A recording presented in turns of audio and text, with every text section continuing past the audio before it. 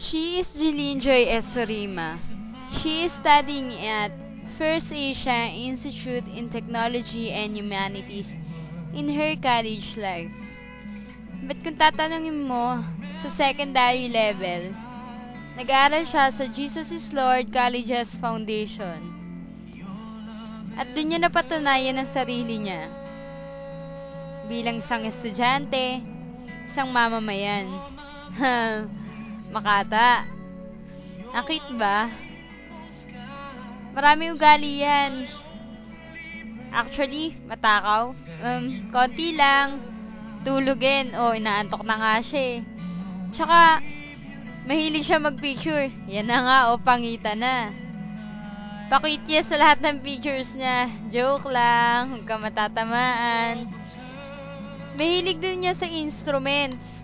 Matalino na nga, magaling pa sa mga ganyan. Si Jeline na naging Jillian Popstar ng Jesus is Lord Colleges Foundation. Ang galing niya, no? Yung picture na yan, kuha yan kay na Macrin ata. I thought kay na Macrin nga yan. Ito, empty daw. Ewan ko kung empty nga.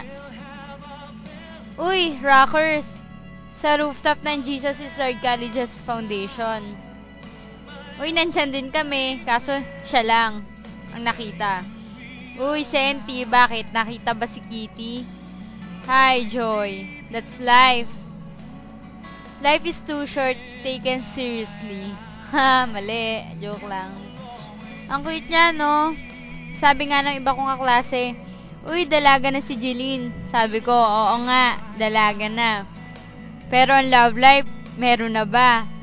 Pero bata pa naman tayo para sa ganun. Uy, genius, BS Math ang kinukuha eh. Kayo na nga ang BS Math. Si Jeline, open sa parents niya. Kasi, mababait naman eh. Ang sarap nga kasama ni Jeline eh. Nakakamiss yan. Yung mahaba niyang hair, na gusto niya pagupitan sa amin. Halain mo yun. Lagot ka kay Pastor. Pag nakita yan. Bawal ka din mag-eyeliner. Pero dalaga ka na. Uy, alam ko yan. Yung practice natin yan, diba?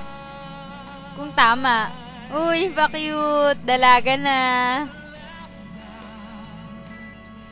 Dalaga na si Jeline. Sana hindi siya magbago.